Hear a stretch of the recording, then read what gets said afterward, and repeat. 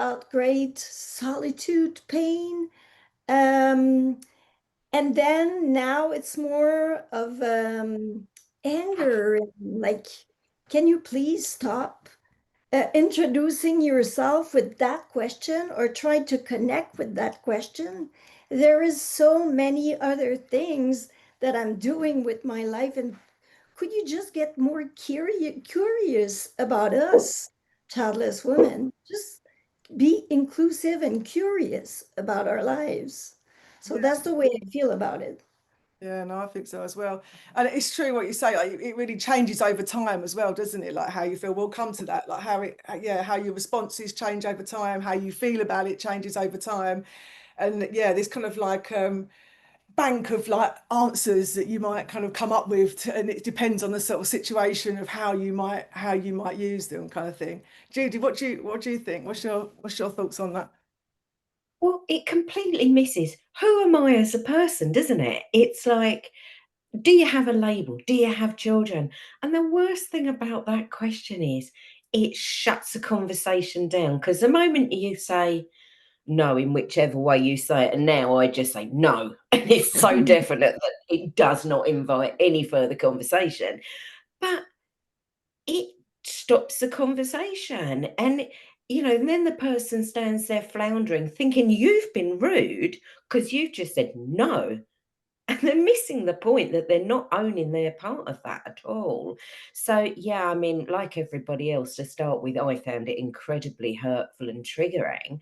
And then as time went on, I thought, what is wrong with you that you think that that's a most important question you could ask me? Because it says nothing about me as Judy. All it says is, oh, I was successful in procreating. And you might not even have wanted to procreate, and yet somebody is identifying you by the fact that you could, Hmm. Yeah. And so, I mean, that suggests to me that we're a lesser being at that point, just because we weren't successful there for whatever reason it might have been. And we've all got different reasons for it. So every one of us seems to sort of be marked down in the hierarchy for answering that as a no.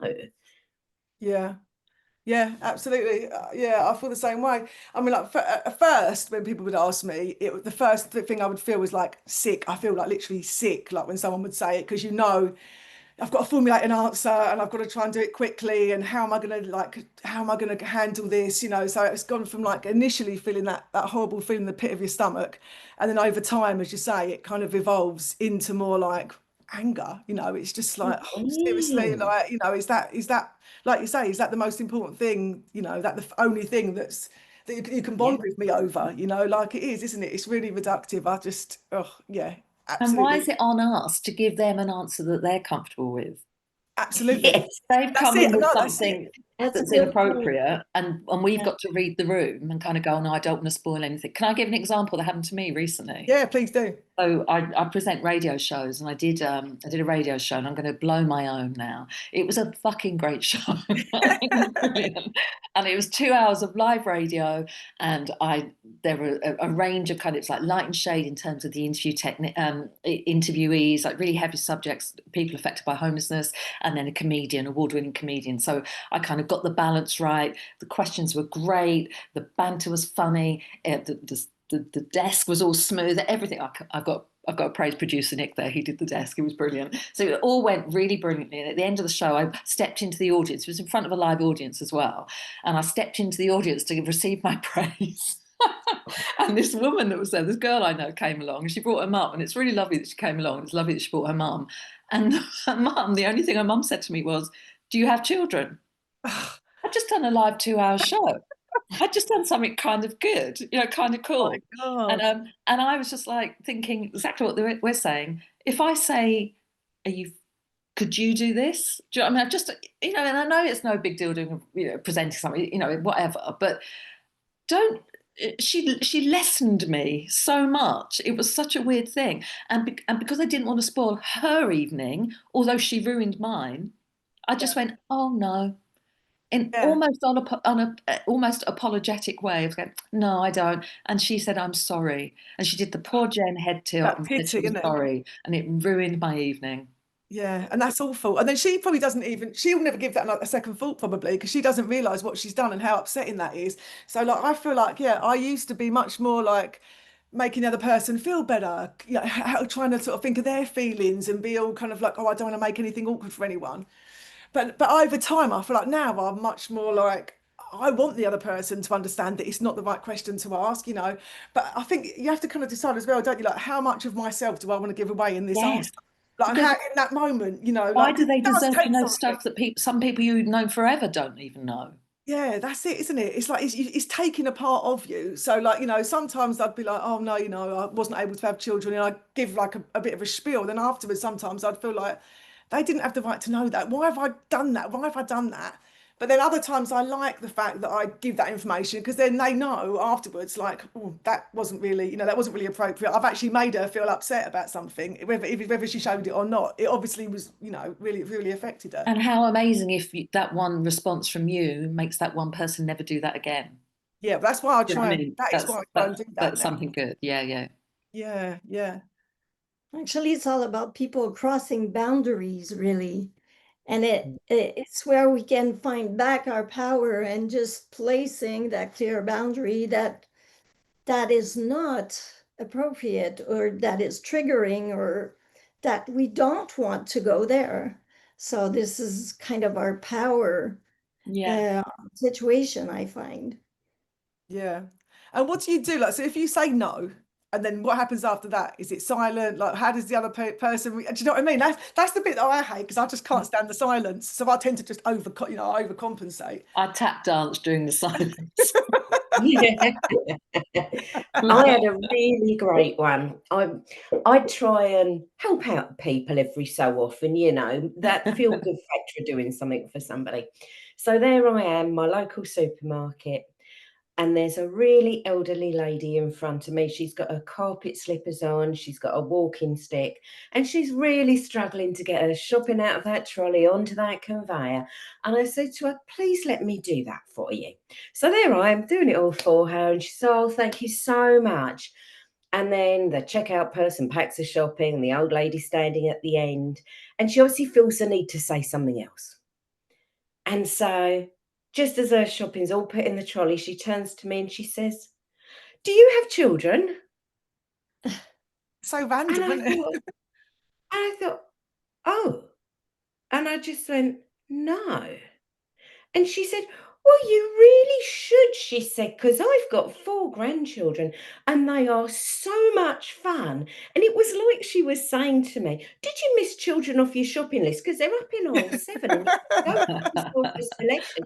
There's Why a have you got 2-for-1 them there offer. and paying for them? And it was like that. And I just looked at her and I thought, no, I'm not going to grace that with an answer. I was so flabbergasted. So what went from, you know, just a generous act to help somebody out went to an act that actually wrecked my day Yeah. because she confronted me Yeah. about not having children. I was like, good grief, you know. Mm. Can I give a shout out to I will keep interrupting because I can't stop talking at the moment. There's something wrong with me. But there's on the World Childless Week site, there's a brilliant section called Our Stories, and it's just amazing posts and amazing contributions. And the ones I've read loads from all the other days, but I was really excited to read the ones about do you have kids, talking about that. And Sam, your one's great. Your Oh, piece you realised it was is me. great. Yeah, yeah.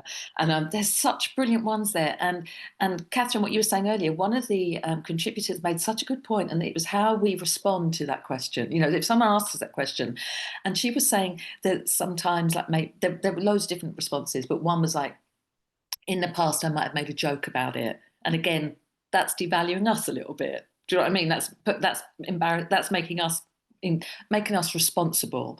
And then she was saying now, she went, I choose to not to reply. I don't even reply. I was like, I love See, that's that. like ninja. That's ninja level, isn't it? Once you get to Like, that level where you no, literally just and don't not say a even word. say no. Yeah. And that power. Yeah, that's the I thing. I wouldn't. mean, that is the silence is the most powerful thing, isn't it? And then they will probably have to babble away into that silence to fill it up.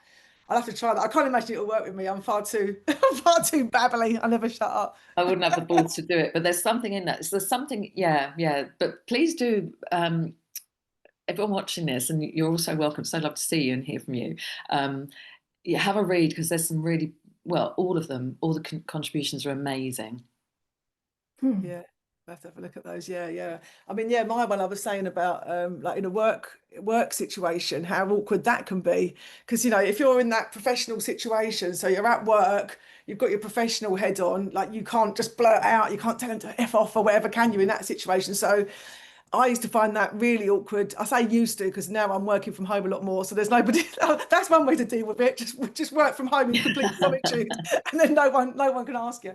But I mean, I was a shop manager for many years, like on the shop floor, beauty retail. So you can imagine, like all the customers are women, almost all of the customers, like literally about 95%.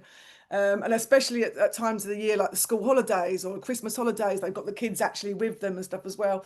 So invariably, the conversation turns to kids. I mean, like the children would be running around, taking the red lipsticks off the, you know, off the counter and putting it everywhere, the little darlings. And a lot of the time, you know, and obviously it's completely innocent, you know, that the women, the customers would sort of say, oh, you know, if you've got kids and that kind of stuff, and it is, you know, there's no harm in it, you know, or there's no, you know, there's no intentional harm in it. But that awkwardness, especially when you're on the shop floor, and there would be times like years ago when I was in the midst of IVF and someone would ask me that, you know, or it had just not worked. In fact, one of my the first IVF that I did, I found out it hadn't worked like on at work. Like I literally just went down to the loo. Oh, there you go. That's that over then. And then go straight back onto the shop floor. And then, like, you know, an hour later, someone might ask you that. And trying to hold it together in that situation was really hard. And How in did those you? days, well, in those days, I mean, I'm actually getting a lump in my throat now just thinking about it. It's just like swallowing down this giant, like, ostrich egg, isn't it, in your throat, and just trying to, like, and it'd just be like, no, not yet, you know, and just, you know, sort of just try and laugh it off kind of thing. Or like I'd laugh and sort of do like, oh, only the four-legged variety, like I've got a couple of cats or whatever, you know, just trying to sort of really shrug it off. But yeah, it really sort of really did used to really get to me. And then over time, I feel like I would sort of be a lot more honest and then kind of say like, oh, you know, I wasn't able to have kids. And then they would sort of know, at least they would know then that like what that does, how upsetting that is, you know, like, but obviously you've got to maintain that professional sort of thing. It can go either way really, because they can either sort of then realise they've overstepped the mark a little bit, or they can think, oh well, she's obviously all right about talking about it, and then they start leading on with even more questions. So it can go either way, and it's like, I think how you respond, it kind of depends how you feel on the day sometimes, doesn't it? Because sometimes I'd say no, I wasn't able to, whatever, and then you'd get, it's the follow-on questions like, oh, didn't you think about adopting, and that kind of stuff, and then that's then that really annoys me when people go, why didn't you just adopt, just do this, just consider this? It's like there's no just about it, you know.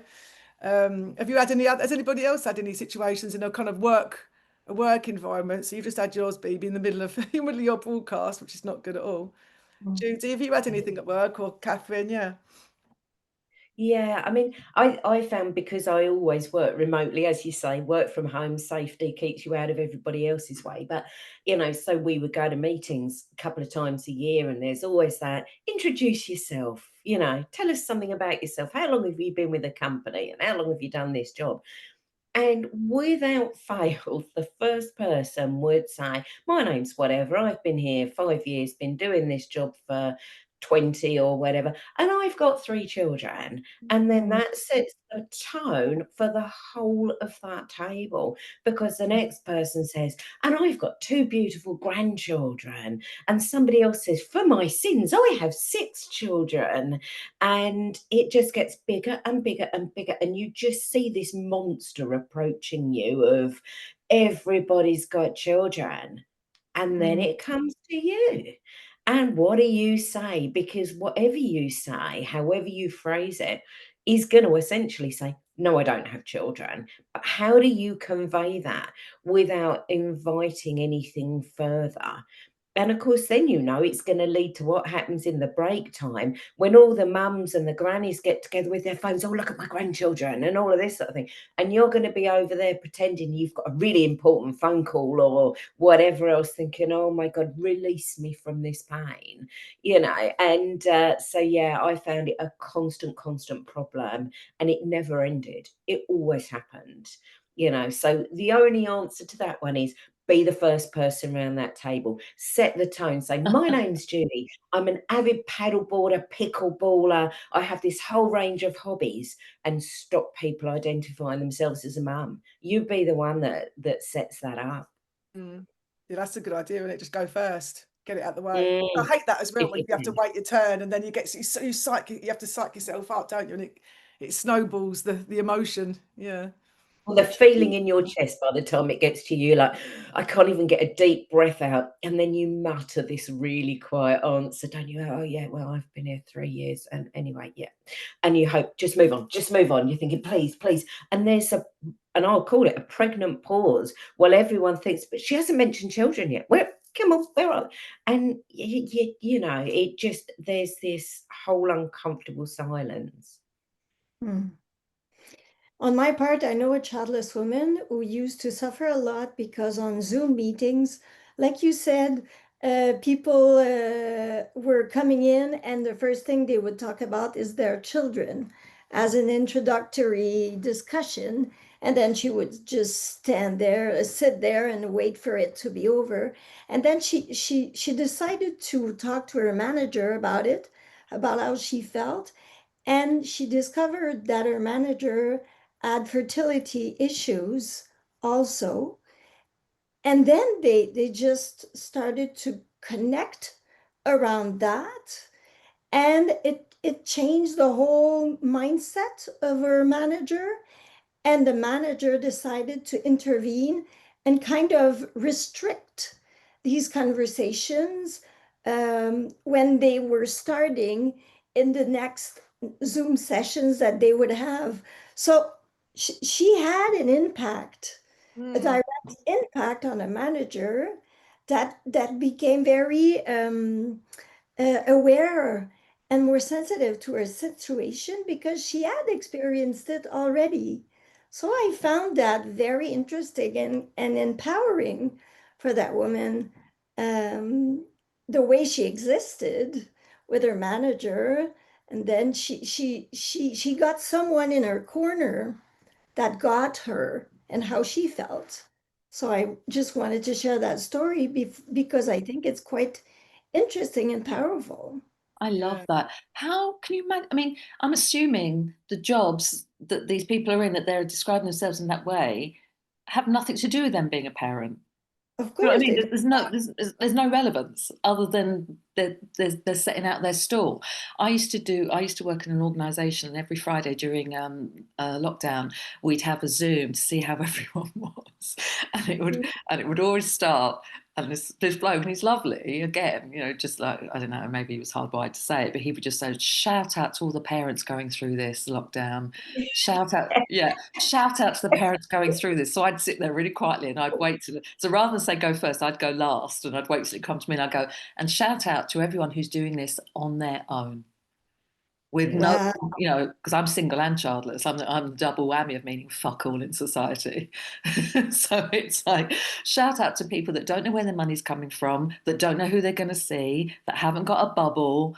They're doing this on their own. It used to irritate the hell out of me. Yeah. And actually, I will say, I like your friend's approach of kind of getting in with the manager who can empathise.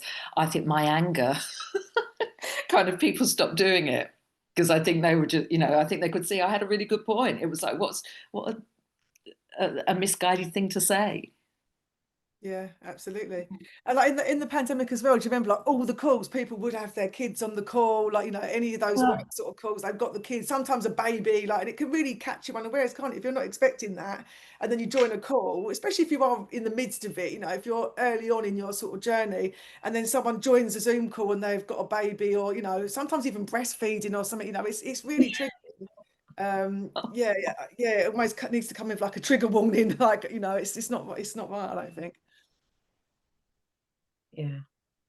Mhm. Oh, so well, that's my baby just making noise. I don't know if you can hear her. Dog barking. Shush, Hang on. Go up. There you go. This is how I this is my child on the Zoom call. This is not going to be too triggering for anyone. What's her name? What's her name? Honey. Honey. She has been very good actually, because I've been sitting here all day. I've been working today from home, so she's literally sat in that basket with me all day. So she's like, why are you still doing this at this time of night? That was a little protest. Can I quickly throw in another example that came from one of the contributors, and I'm so sorry I can't remember the name. My brain's like this today. Someone who, this is horrible, and I hope this doesn't trigger anyone, who had been through. She was the only female working in a very male-dominated environment, and horribly had a miscarriage, so was off work, and didn't really want to tell anyone why she was off work. And then someone said, "Oh, you've been away for ages." And so in the end, so she just said, "Well, actually, I lost a baby."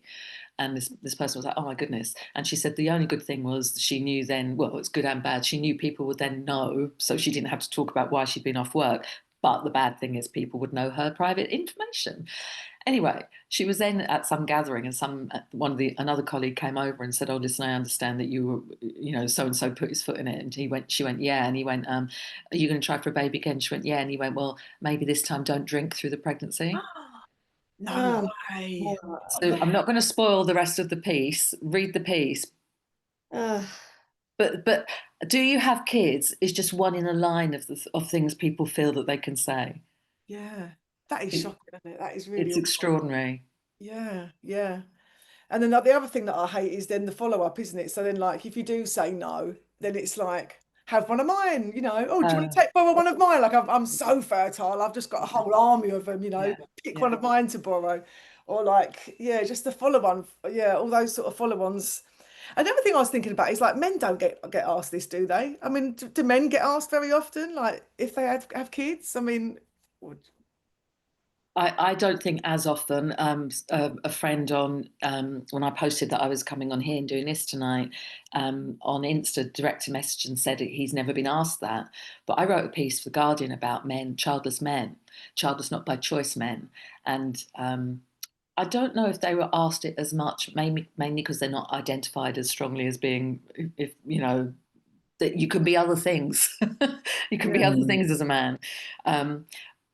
But what they did have going on in a really horrible negative way was, it feels like there's a narrative for childless women, child-free women, more now in media and people like us talking, and less for men. There is, we've got great men in our community, but it's less for men. And one of my friends in the piece said, if you're a childless man, you're just seen as a 40-year-old virgin living in your mum's basement.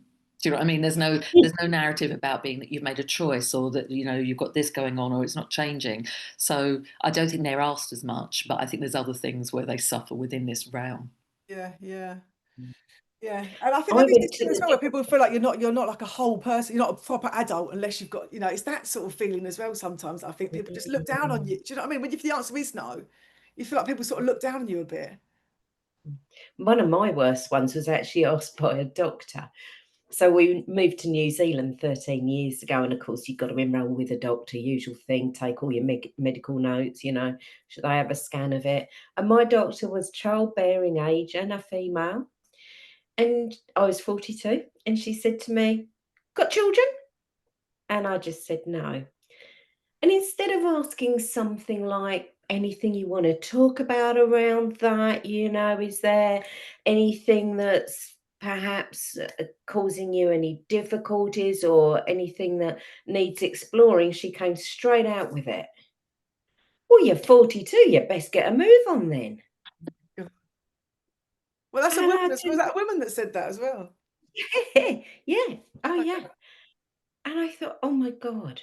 And there's no comeback on that with a doctor. It was like being sucker punched. I just sort of sat there and I thought, oh, I was so pleased when she moved on to another practice and I got somebody else, because I thought, oh, Jesus, you've got absolutely no empathy whatsoever.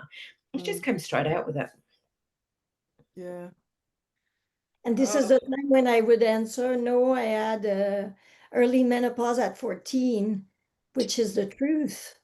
But do you realize the impact of that question and that it can have on someone when you have no clue what is the history around childlessness? It's such a tender question. Just I feel like to say, please be more mindful. Please. Can I It's please? I've got, oh my God. So again, Steph asked me to write a piece for World Childless Week about healthcare around childless, child free. And I've written about these because I think you're all going to go mad at these. You're going to hate them.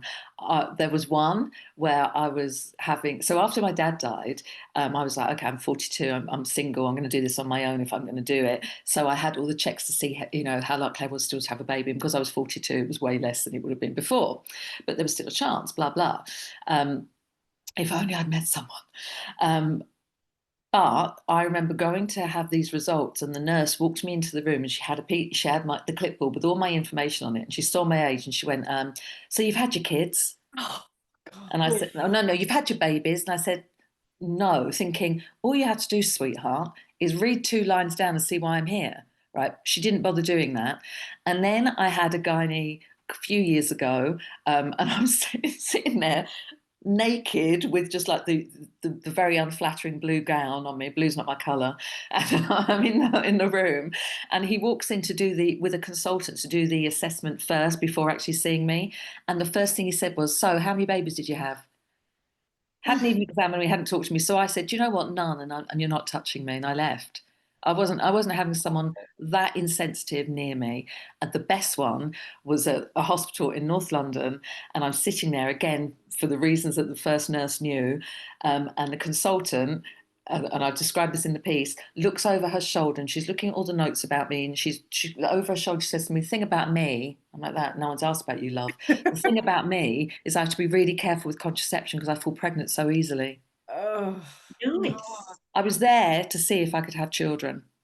It's just, And when you say, Judy, there's nothing you can do, in the UK, there's PALS, which is the patient something liaison service. What's the A? Assistance? I can't remember. So you can complain.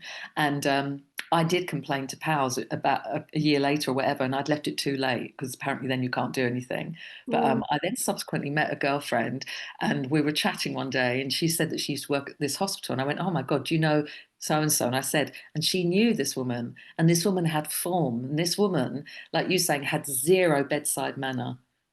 What to go into healthcare as with no bedside manner is one thing. To go into this section of healthcare with no bedside manner is almost psychotic, isn't it? yeah. it's Well, my Sociopathic. What doctor is didn't that? ask my husband that question. No, my doctor, when my husband rocked up for his checkup, was not asking him, "Well, you're 38, you best get a move on." Yeah, Yeah. Only me, yeah, like we were yeah, both yeah, not relationship. yeah.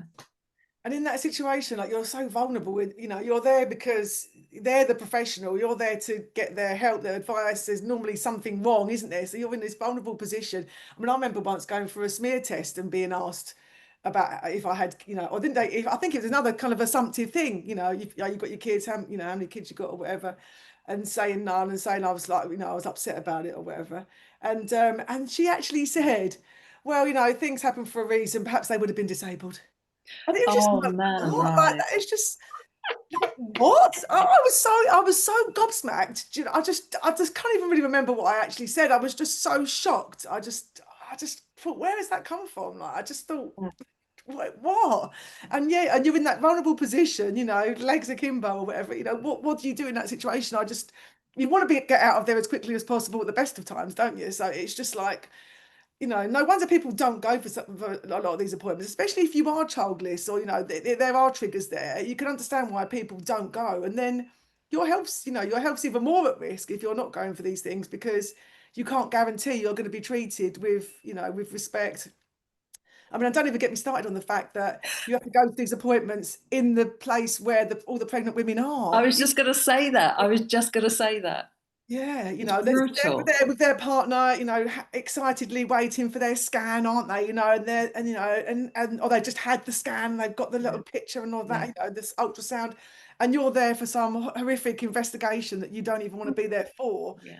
And I know the NHS hasn't got money. There's, you know, I've queried this before. They just say, you know, we can't afford to just make separate sections. But even just a curtain, A a shower shower curtain, curtain. yeah, do you know, like put something between us, or you know, there must be somewhere you could put. I'd rather sit in a broom cupboard than be subject to that. And over the years, I've had so many of those, you know, investigations and surgeries and stuff, and yeah, you're so vulnerable. I mean, now I've had a full hysterectomy. I just hope I'll never go to any of them again. As far as I'm Yeah. concerned, that's done. She's closed for business. I don't intend to. I don't. Hopefully, we'll never have to go to one of those appointments That's again. for business. Yeah, well, I've been closed I for mean, business my whole life. I just didn't realise. back in the day, we were considered witches anyway, so we would have been at home in a broom cupboard, wouldn't we? That's where they would have wanted us to be in the anyway. Yeah, yeah, We'd be burnt at the stake yeah, yeah. now, wouldn't we? But And in the you media, there's froze still this then. same image, though, isn't there? There is this still this same portrayal. Like I watched a thing on TV last night, on the BBC, and like the villain, childless woman. You know, it's always the case. Like the childless, you know, there's a whole other podcast, the webinar there. But why are we casting that way? That, like, you know, where the childless woman is the villain, the mum's the one that's kind of got her life together, and you know, is happy, and yeah, we're kind of like either eyed with suspicion or, you know, pity, which is even Or worse. fetishized or pity or devalued or lessened or, you know, Invisible. on EastEnders, it's any character, isn't it? You know, oh yeah, I know I did that before, but I was a mum. I'm not, you know, I wasn't a mum then. I'm a mum now. I know better. It's like, fuck off, Stacey. You know, it's bullshit. Yeah, yeah. And I hate when people say, like, as a mother, that's it. Oh, that Oh, always drives me as a absolutely insane. as a parent, Yeah, As a I Mm. now human have being. you know, what is that? What yeah. is that? It's as if it like elevates you, you know, just because you've had a Yeah. child. It doesn't make you any more, you know, morally, you know, we're not morally bankrupt because we haven't got kids. Do you know what I mean? Like, it's like we're not devoid of feeling. That whole thing of like, you know, you never know true love until you have a child and all that sort of stuff. It's like, you know, we do experience love, and it's so awful for people just to sort of diminish us in that way. That if you haven't got kids, then you're somehow instantly less Mm. than. I just it does. Read that the other way, though. What are they saying there? That their husband isn't a true love of theirs. The only true love in their life is their children. How would your husband feel if you'd said, "Oh, you don't know true love until you have a child"? That poor man is going to sit there feeling inferior forever now, isn't he? You know, I mean, it's one of those phrases that actually you read into, and it's nonsense, isn't it? You know, I hope it's there's no nonsense. Yeah. pardon. I hope it's nonsense because otherwise, I mean, so I write a lot about this and I get attacked a lot about what I write, and horribly, it's invariably from women. And I've kind of thought about this, like why? Because I don't think I've ever attacked. I've been called misogynist, like I said before, and I don't think I've ever attacked women. I've just said, God, see what you've got, you know, and then see what your standing is in society, and see the bigotry that's thrown against us, and you know, hardworking families in an election. They never stigmatise another minority. They would never say hardworking straights. They wouldn't dare, but they'd say hardworking families. Do you know what I mean? It's Mm. just that shows how divisive it can be. And I think the reason that people are so fiercely back, you know, oh, you never know love like this and all that kind of stuff is because pronatalism serves no one. It serves the people that don't have the child who then feel that they've never had that love. And it doesn't serve the parents who do have that child, but maybe don't quite feel that, you know, they're not as happy with their lot as they've been told they should be. And I think Mm. inadvertently we are throwing a light, shining a light on their happiness or not therein. And I think that's why that kind of, you know, have you got children? Are you this? Are you this? And I do think people, I don't think people do it aggressively or to antagonize. And I do think it's shorthand sometimes. But I do think sometimes there's an element of, well, there's a bit of a mean girls thing about it. Yeah. What do Like, you think? oh, I do you don't think know. you think you're above motherhood then, that kind of thing, as if like, yeah, it's sort of like you think you're maybe they think we think we're better than them when we've, as if it's been a choice, we've chosen not to do it, we decided it was below us or it wasn't for us. Yeah, maybe. Yeah, there must be something in that. I actually just reminded me that my ex used to say, like, when I used to get upset about it and say, "Oh, I'm really annoyed or upset that they've asked me that," and he'd say, "Oh, don't worry about it. I just want to make sure you're as miserable as they are. They want everyone to be as miserable as they are." It's like trauma bonding over the experience, isn't there? Because if you was to say yes, then they go, "Oh, they do this and they do that," and then they do sort of do a bit of a trauma bonding sesh, don't they? And I suppose, yeah. Oh, I got asked at Mm. a funeral if I had children. oh Oh, God. yeah. I got asked at a funeral, this woman who apparently I'd met before, but I don't remember. Sorry. And she said to me, she came over and she was like, "Hey," I went, "Oh, hi." And she went, "So did you get married?" And I said, "No." And then she went, "Oh, did you have children?" I said, "No." And she went, "No. Oh, well done anyway. It's not for everyone." Oh. Love it. She's lucky it was a closed casket. No. But don't you love the ones, you go somewhere, you might be sitting at a big function, you're around a dinner table, and the person next to you think, "I'll open the conversation. Do you have kids?" And you're sitting there and you say no, and they just turn away and talk to that person. And it's like, hang on, I don't exist anymore because I don't have kids. And it's that ultimate just blank. You might as well build a wall between the two seats, because they cannot turn that way again now because they've marked their territory. No, you don't have kids, right? You're not worth talking to. And yeah, I've had that happen a couple of times and thought, Who would you do oh, that to? Who would any of us do that to? No one. and in One. what circumstance would we ever find a reason to do that and to turn away and blank somebody? I had somebody last year say to me at a function, "What do you do as a job?" I said, "I'm a grief coach for ladies who don't have children." And she went, "Oh," and she walked off. She literally just walked away. And her husband works with my husband, and he's one of my husband's staff. And she just walked off. And I thought, we're going to see each other at another function in the Wow. future more than once. How is this going to play out if you can't even speak to me? And do you know what? She's childless. Oh, really? Okay. But I Well, thought, maybe I it's thought, too triggering yeah, for her, isn't it? maybe that hit a nerve. But I thought, oh my God, and it was the weirdest situation. But I find that it is the greatest conversation stopper in the world. If you want somebody to not talk to you, just tell them you don't have children. They'll be off like a greyhound. They honestly will. Mm. I've had that happening to me also at a cocktail. So someone asking me if I had children and just went away. I, I could not believe it. I've had it happen as well with someone I knew a long time ago, comedian, went to see him backstage. He was like, "Hey, how you doing? How's this? How's this? Had children?" No. He looked at the floor and then walked off like the insignificance was catching. It was it was extraordinary. And he should have had a witty answer for that, shouldn't he, really, if he's a Yeah. comedian? I think. He missed the cue. I mean, do you think they feel they just haven't got anything in common with us anymore? Like, I suppose it is such a life-changing thing that they feel like their life is just so different.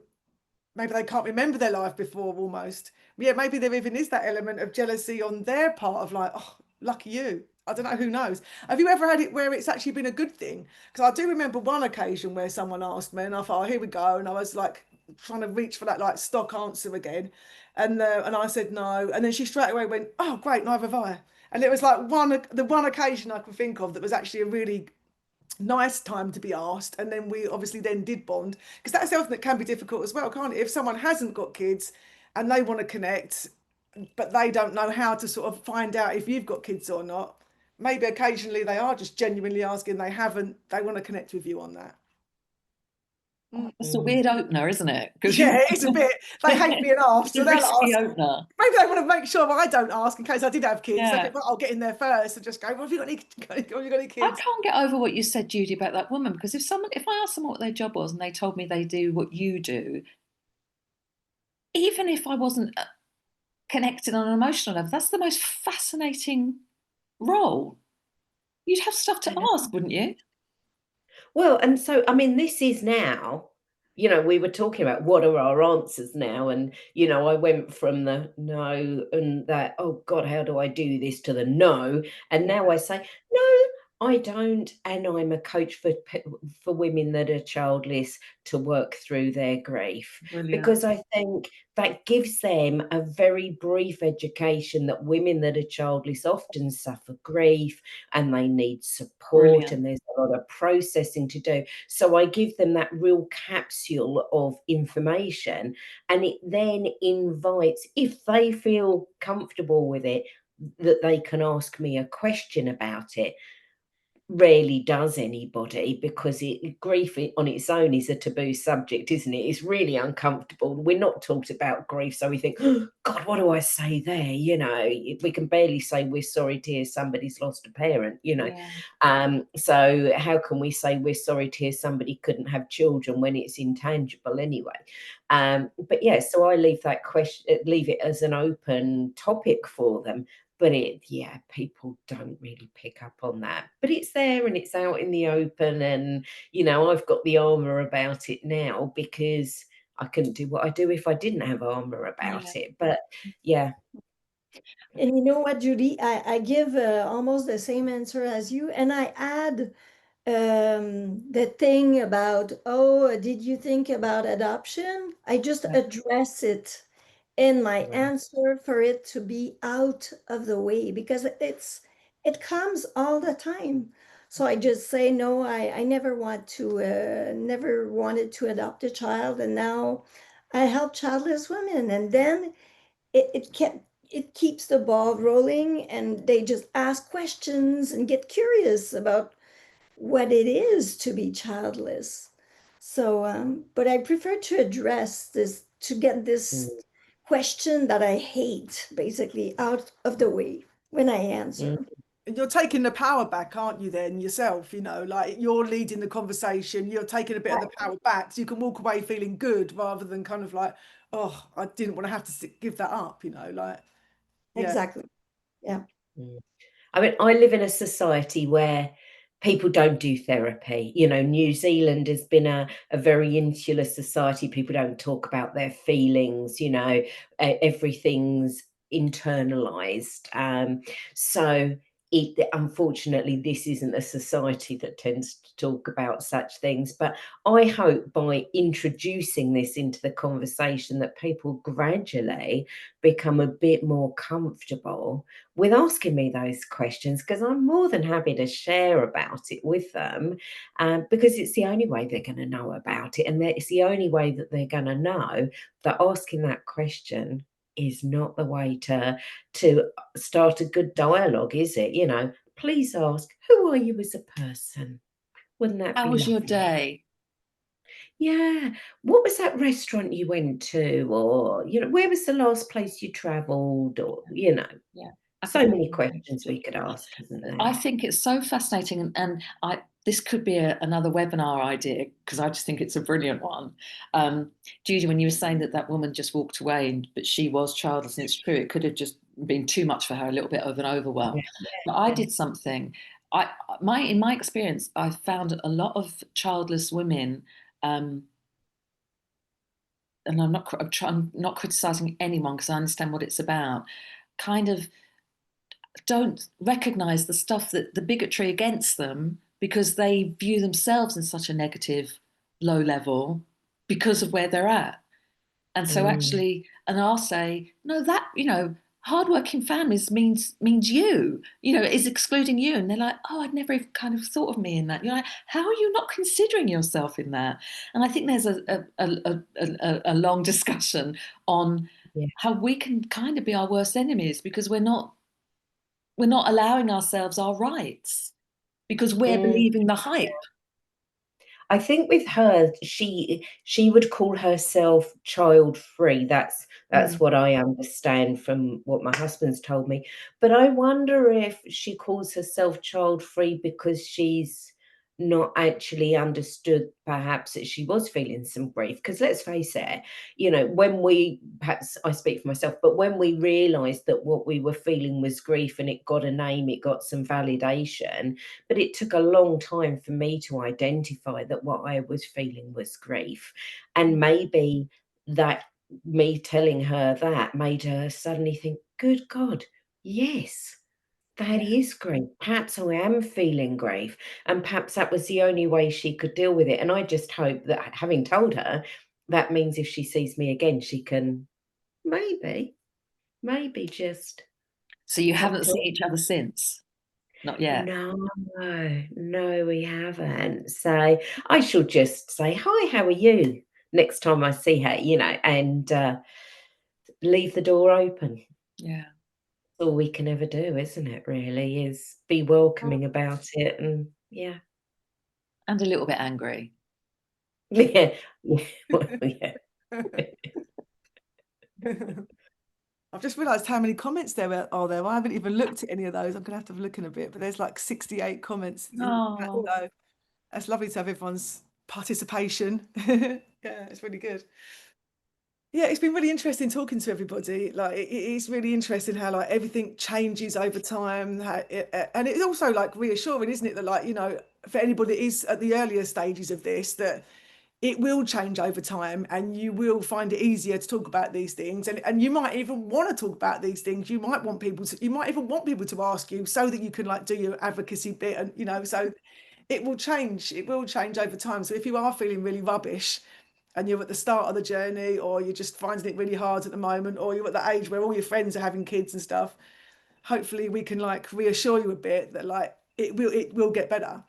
It will definitely get better. You will get used to it. You might never like it, but you'll adapt, won't you? And you'll survive. And there is this ever-growing like community of other women in the same situation, and men actually, because a lot of men, have started to talk about it more now, which is brilliant.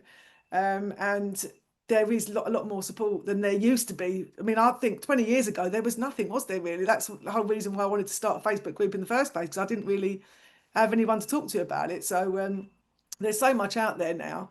But yeah, things are definitely moving in the right direction. And the more we do these kind of talks and speak about it and encourage other people to, then it just stops you feeling so alone. And hopefully other people will listen to it and think, yeah, actually, I shouldn't have asked that question and I won't ask it again. I think as well, yeah, totally right. And I think as well, though, our allies and our tribe don't just have to be childless and child free. A lot of my friends, my incredible friends who've got me through all of this, are in couples and do have children, some of them. And they've they wouldn't do that. They wouldn't do the easy lowest common denominator shorthand of do you have children if they met someone. I know they wouldn't, mainly because of stuff I've said, because of stuff that we've all said. So actually you can still find your tribe within your friends too. It's just education, isn't it? Yeah, And the absolutely. people that choose to hear it and change accordingly are the people you want in your lives, and the people that don't, you don't want them around anyway. Yeah, yeah, my friends have been amazing actually as well. And sometimes they might think, oh, if we've got something called a non-mum group or whatever, like, is this like what you don't like mums who are attacking mums? Yeah, They've yeah, come yeah, to really yeah. understand, like, no, it's not about that. It just purely is about finding connection with other women, and they've all been like so supportive. My family have been amazing as well. So it is great to have those allies. It does really help to have that support. Yeah, that's a really good point. And when also you work through your grief and to deal with your inferiorities and to try to find back the path to your value, then you get the courage to speak up and practice. Just try it, practice. And when you practice, you get more confident about it. Actually, that's what I did. That's what helped me. So that's why I'm sharing it here. But it takes courage, great courage, to go out there and practice your answer and to find it hard and try again. And just I'm with you. If you struggle and if you find it hard to go through these situations, please know you're not alone. It's very challenging. And we hope we've given people some validation here about how they feel, because until we realise that actually this is so common, what we're experiencing, we think, God, is my reaction a bit wrong here? Should I have behaved differently? Should I have done this? Should I have done that? And I guess what we've got to do is what sits well within our core values, you know. Some people might be very blunt about their answer, and that might not suit you. So you can't deliver it as well, can you? You know, so it's practicing that answer that you think, yeah, that sounds right to me, or that's something that I can say more than once because it's truly authentically myself. So I think the most important thing for anybody here is find the answer that you feel that you can deliver, and Yeah. then you'll be so much more comfortable in presenting that to whoever's intrusive enough to ask such a dreadful question. And also, you can choose what you want to say, and you take away the import of the answer, because people, and what, it's an old cliche, isn't it? But people only have power over you. The amount of power they have over you is you allow them to have that. I've just articulated that in the worst way possible. I'm tired. But you know what I mean? It's like people only have power if you give it to them, basically. So kind of let them think what they want to think. Let them do what they want to do. Let them say what they want to say. Say what exactly what you've all just said. Say what makes you feel good about it. That lets you leave that conversation thinking, yeah, okay, I said it. I said what I need to say. That could be apologetic. That could be anything, any way you want to do it. But it's saying what you wanted to say, because the importance is how you feel, and you. Absolutely. Yeah, absolutely. Oh, and then we did, didn't we? Like, what's the next question? Just when you think the questions have all stopped, you know, and you think like that's the end of it, and no one's going to ask me anymore if I've got children, because I've got past that age where, you know, I probably won't have. And then it's that next question: have you got grandchildren? Oh God.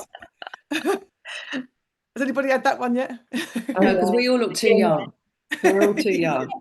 I'm sorry to say I'm not too young. I'm not too young. I haven't had that yet. No. I think let's deal with that when it comes. Yeah, we'll deal with that in year 10 of World Childless Week. Yeah. Oh, Yeah. what a brilliant chat. Thank you, everyone. Yeah, it's been a lovely chat. And yeah, maybe we need to organise another one, Steph. Are you there? Or has Steph gone to sleep because she's done so many webinars this week that she's just dozed off at her computer? Exhausted.